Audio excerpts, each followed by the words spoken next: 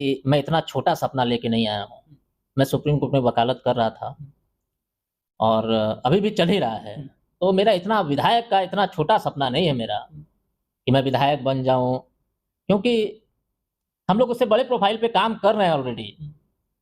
तो दूसरी बात कि आप यहाँ से छोड़ के अब देखिए ऐसा है कि टिकट मिले या ना मिले, ये तो पार्टी डिसाइड करती है, हमारे नेता डिसाइड करेंगे। दूसरी चीज़, जनता डिसाइड करेगी। ये प्रशांत किशोर की पार्टी है, ये जनसुराज है। जो बक्सर की जनता कहेगी, वो हमारे नेता करेंगे।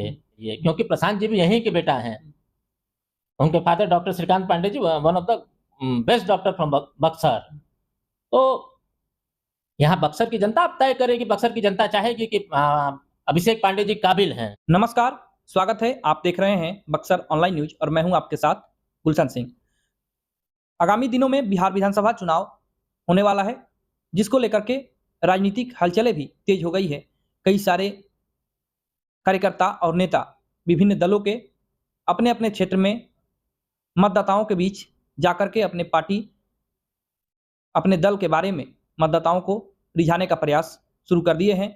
इसी कड़ी में चुनावी चर्चा के लिए हमारे साथ जुड़ चुके हैं खास मेहमान, जो कि सर्वोच्च न्यायालय नई दिल्ली में बतौर वरिष्ठ अधिवक्ता कार्यरत हैं और इनका पूरा नाम अभिषेक कुमार पांडे है, जो कि बक्सर जिले के ही रहने वाले हैं और बक्सर सदर विधानसभा सीट से खुद को जन सुराज पार्टी से मजबूत दावेदार मान रहे हैं। ऐसे में तमाम मुद्दों पर हम लोग इनसे चर्चा करेंगे। सबसे पहले तो आपका स्वागत है हमारे चैनल। धन्यवाद और आपके सारे जनता को और लोगों को मेरे तरफ से नमस्कार।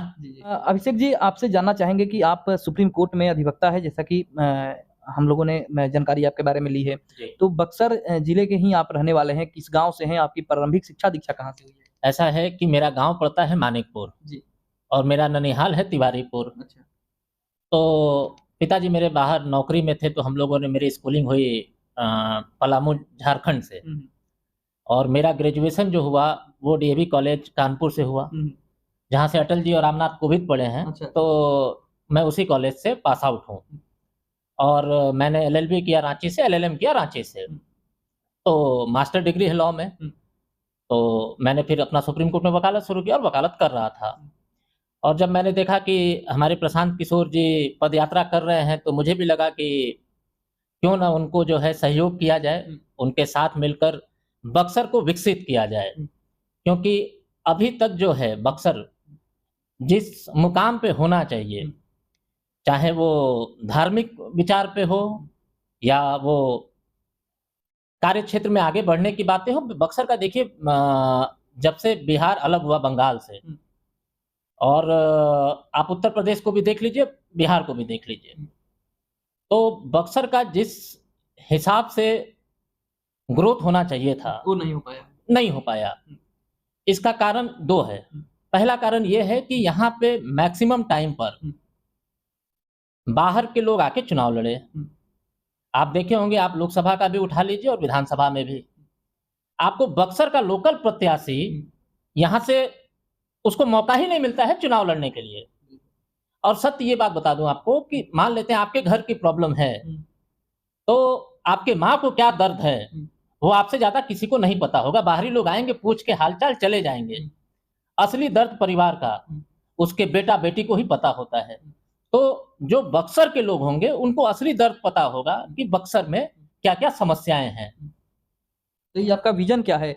कुछ विजन लेकर के आए होंगे ना? देखिए, ऐसा है कि मेरा बक्सर आने का मतलब ये है कि ये विश्वामित्र जी की नगरी है और आपको नहीं पता होगा, बहुत पुराने टाइम से इसको मिनी बनारस कहा जाता है।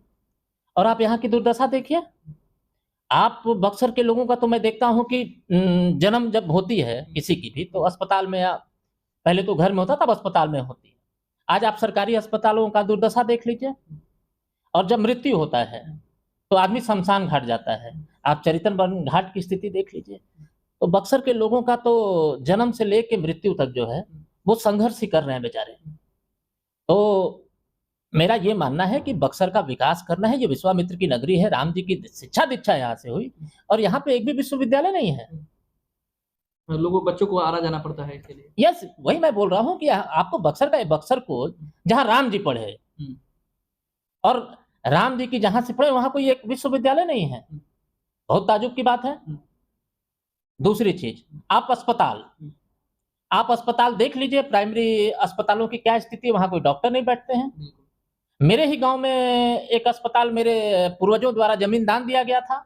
आज वो भी अस्पताल है, लेकिन वहाँ कोई डॉक्टर नहीं बैठता है, कोई सुविधा नहीं है। आज कोई इमरजेंसी में पेशेंट, आपको बताएँ गाँव में किसी की भी तबीयत इमरजेंसी में खराब होती है, तो वो ये मान लेते हैं कि हमारा पेशेंट मर चुका है या भगवान भरोसे है। तो बक्सर जो है कि लोग, बक्सर की जनता भगवान भरोसे चल रही है।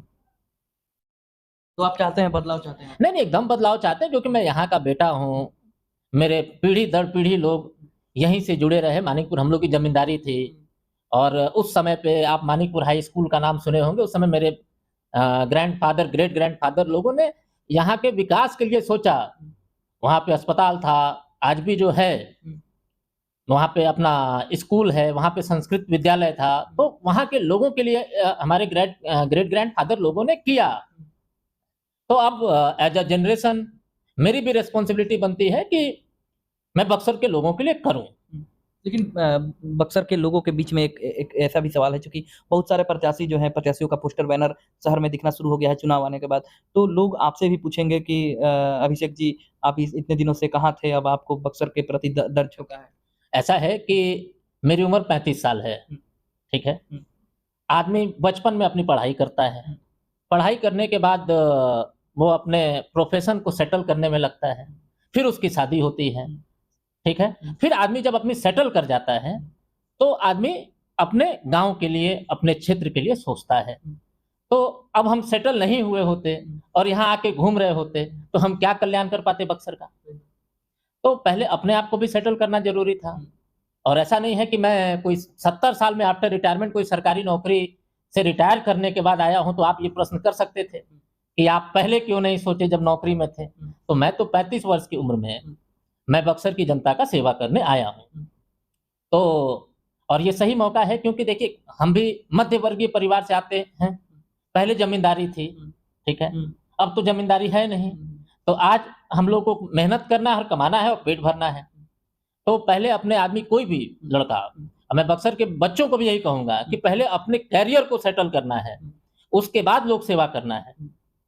तो मैंने पहले वो किया, क्योंकि आपके गाँव की, आपके समाज की, आपके क्षेत्र की विकास कब होगा? पहले आप अपने घर की विकास करेंगे तब तो आगे होगा। तो मैंने वो किया, उसके करने के बाद जो है मैं अब बक्सर में लगा हुआ हूँ, और मैंने प्रशांत जी के विचारों को सुना, तो मुझे लगा कि ये बिहार बदलाव कर सकते हैं, तो मैं उनके साथ जुड़ा और उन्होंने कहा कि आप बक्सर घूमिए, वहाँ के संगठन को मजबूत कीजिए, मैं कर रहा हूँ। अच्छा, चुनाव में टिकट मिलना नहीं मिलना वो तो दूर की बात है।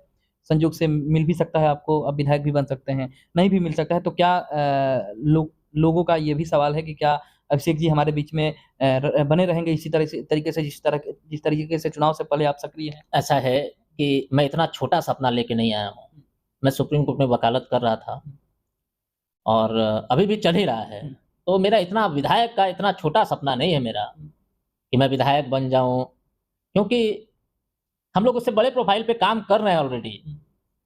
तो दूसरी बात कि आप यहाँ से छोड़ के, अब देखिए ऐसा है कि टिकट मिले या ना मिले, ये तो पार्टी डिसाइड करती है, हमारे नेता डिसाइड करेंगे। दूसरी चीज़, जनता डिसाइड करेगी। ये प्रशांत किशोर की पार्टी है, ये जनसुराज है। जो बक्सर की जनता कहेगी, वो हमारे नेता करेंगे। कैंडिडेट डिसाइड, और नेता और आला कमान डिसाइड नहीं करेगा। बक्सर की जनता डिसाइड करेगी कि किसको टिकट प्रशांत जी को देना चाहिए, क्योंकि प्रशांत जी भी यहीं के बेटा हैं।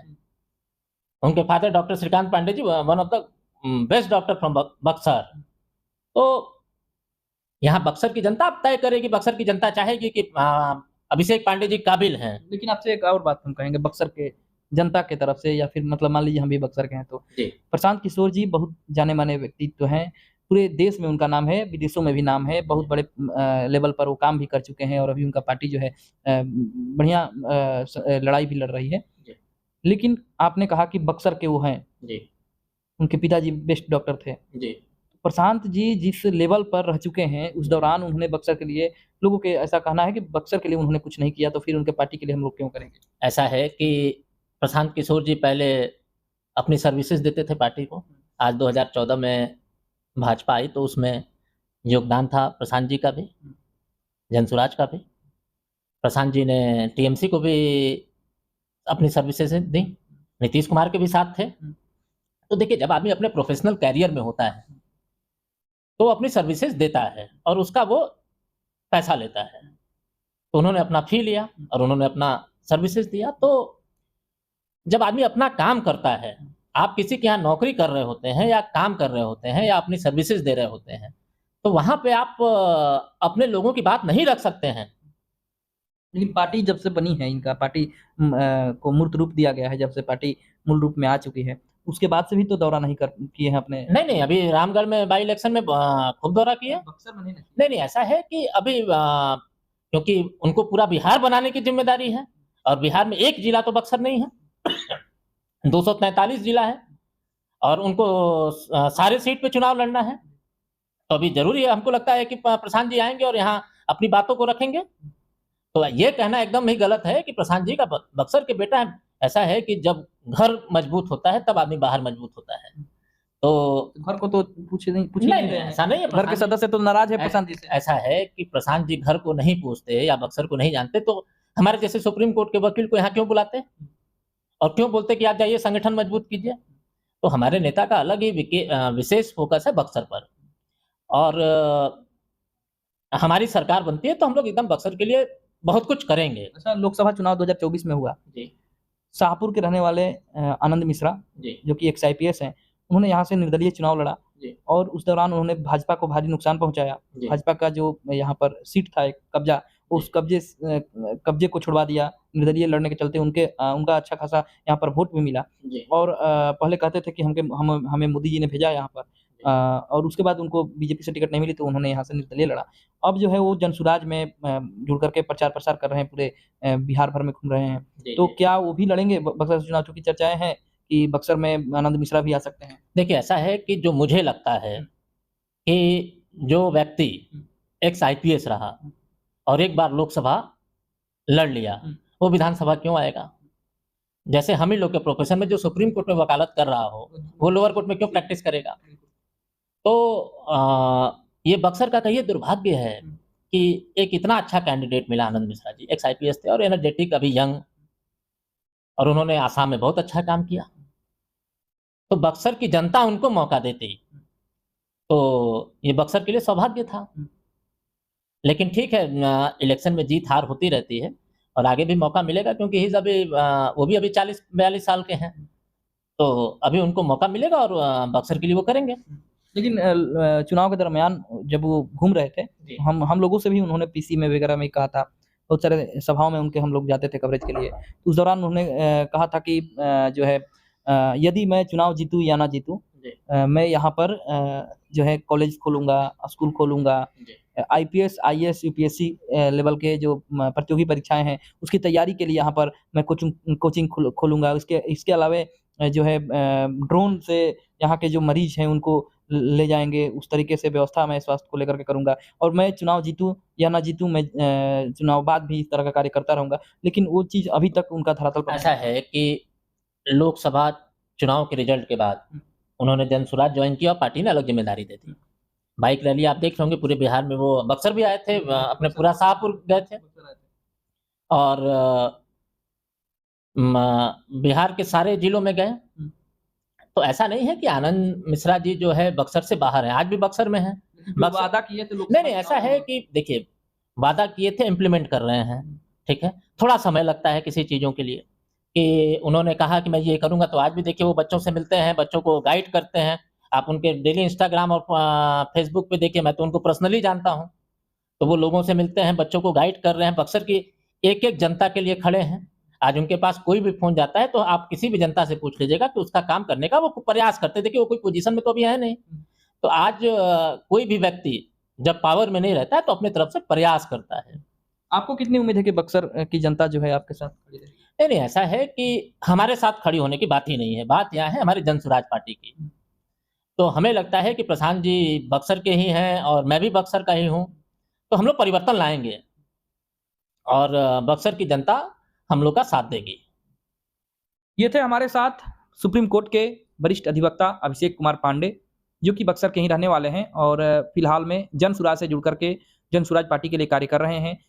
बक्सर विधानसभा जो है पार्टी को मजबूत करने के लिए, संगठन को मजबूत करने के लिए ये बक्सर में कार्य कर रहे हैं। बने रहिए हमारे साथ, फिर मिलेंगे। धन्यवाद।